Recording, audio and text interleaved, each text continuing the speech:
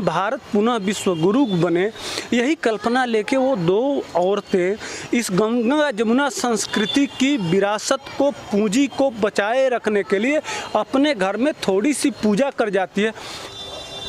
नमस्कार दोस्तों, स्वागत है आप सभी। राम मंदिर शिलान्यास वाले दिन दो अलीगढ़ की लड़कियां पूजा पाठ करती हैं, मुस्लिम लड़कियां, तो मौलानाओं को मिर्ची लग जाती है।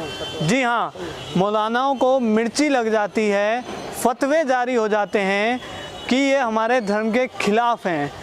किसी धर्म को इज्जत देना, सम्मान देना या उस धर्म को एक अगर वो पसंद है तो उस धर्म के लिए कुछ अच्छा करना, इनको मिर्ची लगती है। ऐसे में हमारे साथ पॉलिटिकल एनालिस्ट हैं, पूरा विगतवार समझते हैं कि क्यों ऐसा होता है हर बार देश में कि हिंदू लड़की अगर मुस्लिम लड़के से शादी करे तो कुछ नहीं, लेकिन अगर मुस्लिम लड़की कुछ कर ले तो वो बहुत कुछ हो जाता है, फतवे जारी होने शुरू हो जाते हैं। तो फिर लड़कों के लिए क्यों नहीं हो जाते? ऐसे में बात करते हैं सर से। सर, स्वागत है आपका। सर, अलीगढ़ में दो लड़कियों ने ऐसा किया और अब AMU के प्रोफेसर्स और मौलाना बोल रहे हैं और उनके खिलाफ फतवे जारी किए जा रहे हैं, क्या समझेंगे? देखिए, ये दुर्भाग्य है देश का।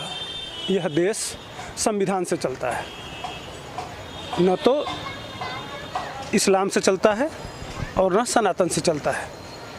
तुम कहते हो कि इस देश में गंगा जमुनी चलती है, देश में संविधान से चलेगा। जब वहाँ बैठते हो, आंदोलन में बैठते हो तो तिरंगा लेके बैठते हो, वहाँ संविधान की दुहाई देते हो। जब तुम्हारी ज़रूरत पड़ती है तो उस समय तुम संविधान की दुहाई बार बार देते हो, लेकिन जब कोई मुसलमान अगर इस भगवान का, जैसे मान लीजिए कि वो मिट्टी लेके आ रहे थे, या इस वो मुसलमान की लड़कियां कह दी कि भाई हम प्रभु राम, और तुम ही एक और चीज़ है, यही मुसलमान पहले यह कहते थे कि हमारे भारत के नबी हैं भगवान श्री राम। तो एक तरफ तुम कह रहे हो कि भगवान के, भारत के नबी हैं, हमारे इस्लाम में भी बताया गया है, हमारे सब कुछ, और उसी भगवान राम के जब मूर्ति की पूजा जिस दिन हो रही है उस दिन श्रद्धा बस कि हम भारत में रहते हैं, मूल तत्व भारत के श्री राम हैं जो पूरे भारत को एक साथ जोड़ने का काम करते हैं, भारत की सभ्यता संस्कृति की पहचान है राम।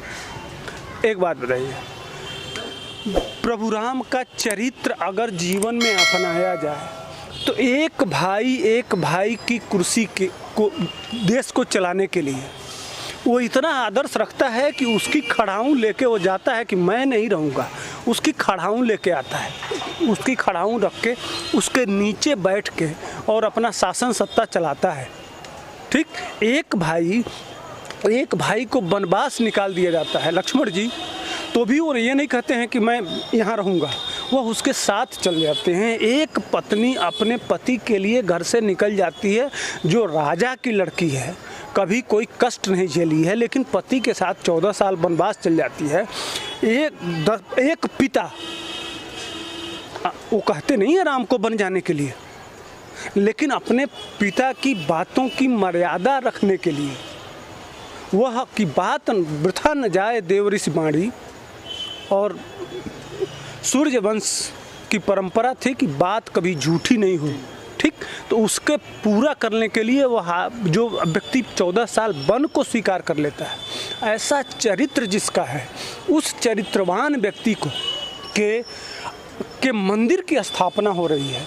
तो वह मुस्लिम महिलाएं सोच रही हैं कि हमारे परिवार में भी हमारे बच्चों को ऐसा संस्कार दिया जाए, ऐसी संस्कृति भारत की दी जाए कि पुनः राम राज्य की स्थापना हो सके। वह नींव सिर्फ राम मंदिर की बात नहीं है, वह एक विचारधारा की बात है जिससे इस भारत को पुनः राम राज्य, जहाँ ताला न लगे, सारे लोग स्वतंत्र होकर जीवन जिए। यही तो है संविधान का मतलब। क्या होता है संविधान का अर्थ? ही यही है कि सारे लोग शांति से जीवन यापन करें, भारत पुनः विश्व गुरु बने।